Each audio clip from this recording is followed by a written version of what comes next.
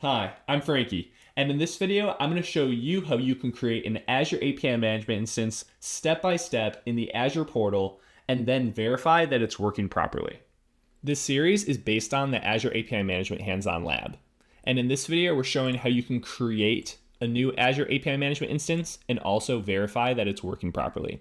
If you want to follow along or do this lab on your own, you can find a link to it in the description. Before we create our Azure API Management instance, let's talk about naming conventions.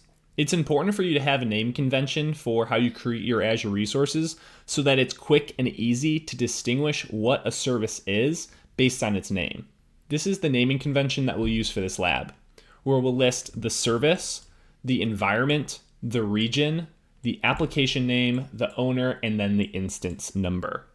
For me, this is going to be APIM for the service prefix because that's what we're creating.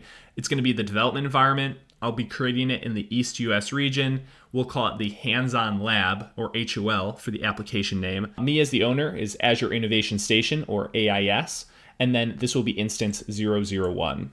Coming out, this will be the name of our Azure API Management instance when we create it, based on this naming convention. If you want to learn more about naming conventions, I've added a document on its best practices for Azure in the description. To get started creating our Azure API Management instance, we'll start in our resource group. Right now, I have no resources in this resource group. I'll go up here to create a new resource. I'll search API Management. I'll select it, and I'll get started creating our new Azure API Management instance now.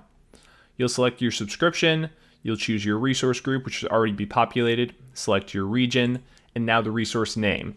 Based on the naming convention that we've decided upon, I'll have my APIM-dev-East US-hands-on lab, HOL, what I will be as the owner, AIS for Azure Innovation Station, and then 001.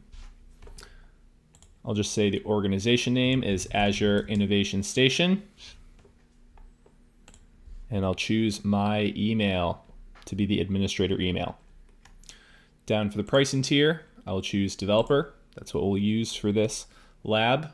Looking at the other options now, monitor and secure. We won't worry about these options now. We might go over them later in the lab, but for right now, to keep things simple, we'll just move on. We won't add a virtual network for this APIM lab, but if you want to see a video with a virtual network installed for an APIM instance, please comment that below.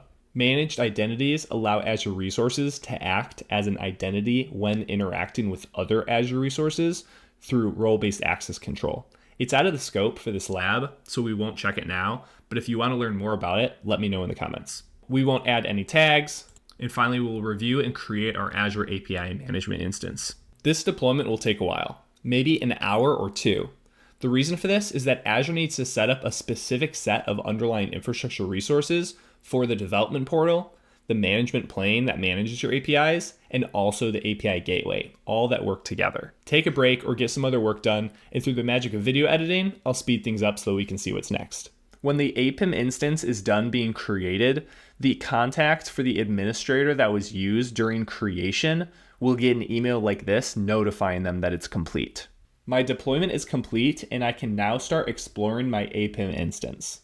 In the overview page for the APIM instance, we'll see a lot of the standard information that you'd see in any Azure resource. What's unique to Azure API Management instance is the link to the developer portal and also the gateway URL.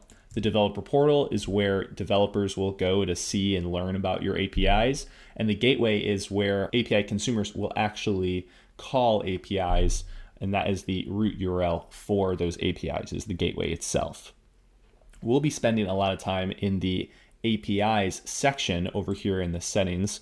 We can come over, go to APIs, and this is where we'll test to make sure our Azure API Management instance is working now.